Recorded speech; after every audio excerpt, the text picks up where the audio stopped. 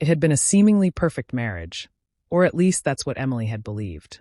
She'd been married to Mark for 7 years, and their relationship had been built on trust, mutual respect, and love. They had a beautiful house, a stable income, and 2 wonderful children. Yet, despite everything, Emily felt like something was missing. She couldn't quite place it, but the excitement in their relationship had faded. Mark, on the other hand, was content with the routine they had. He didn't see the need for change. That's when things started to unravel. One evening, while Mark was away on a work trip, Emily found herself feeling lonely and restless. She had started chatting with an old acquaintance, Daniel, on social media. He was charming, witty, and more importantly, he paid attention to her in a way that Mark no longer did. What began as innocent exchanges of likes and comments soon turned into more frequent messages, and their conversations became more personal. Daniel knew exactly how to say the things that made Emily feel desired. It felt thrilling, like a rush she hadn't experienced in a long time. When Mark returned from his trip, he immediately noticed Emily was distant. He asked what was wrong, but she brushed it off, claiming she was just tired. Deep down, Mark knew something had shifted, though. He wasn't oblivious to her behavior, but he trusted her and didn't want to jump to conclusions. Still, a nagging feeling lingered that something wasn't quite right. A week later, Emily was sitting on the couch, her phone in hand, when Mark walked in. He had been working late, but when he saw her quickly hide her phone, his heart raced. "Emily," he said softly, trying to mask the edge in his voice. "We need to talk." She froze.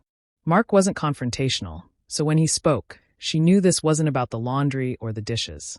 "I know you've been talking to someone online," he said, his gaze searching for something deeper. "I don't know what's going on, but I need you to be honest with me. Is there something between you two?" Emily's heart dropped.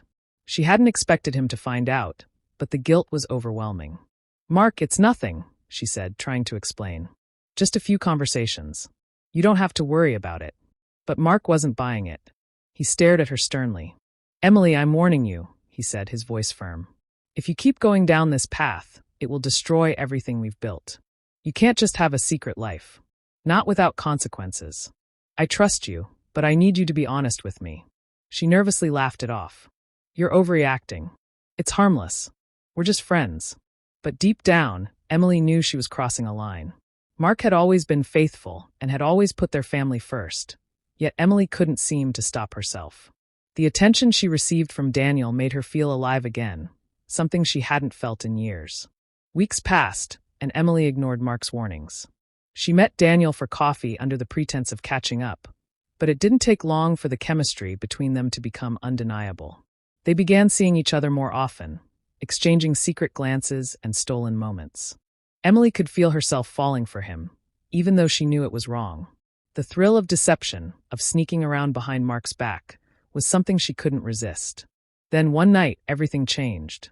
Emily had planned to meet Daniel after the kids went to bed, but Mark came home early from work. He caught her mid-text, a smile creeping across her face as she typed a message to Daniel. Mark's voice trembled with hurt as he asked her once more what was going on. This time, Emily couldn't deny it. She confessed to the affair, to everything. The silence in the room was suffocating. Mark stood there, staring at her, disbelief and betrayal written all over his face. "You've been seeing him behind my back, haven't you?" he asked, his voice breaking. "I'm so sorry, Mark," Emily whispered, tears falling freely. "It's just, I don't know what happened. I didn't mean for any of this to happen." But the damage had already been done.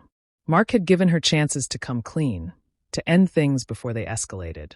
Now the trust between them was shattered, and there was no going back. "I can't do this anymore, Emily," Mark said, his voice cold. "You had your chances. I warned you." In the days that followed, Emily's regret consumed her. She tried reaching out to Mark, begging for forgiveness, but he had already made up his mind.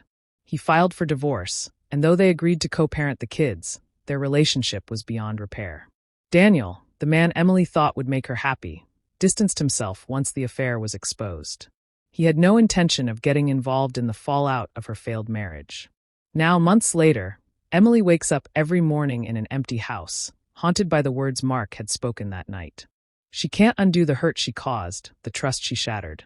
Every day, she is reminded of the warning she ignored, the one that could have saved her marriage, her family, and her happiness. But it was too late. She had made her choice, and now she would have to live with the regret forever.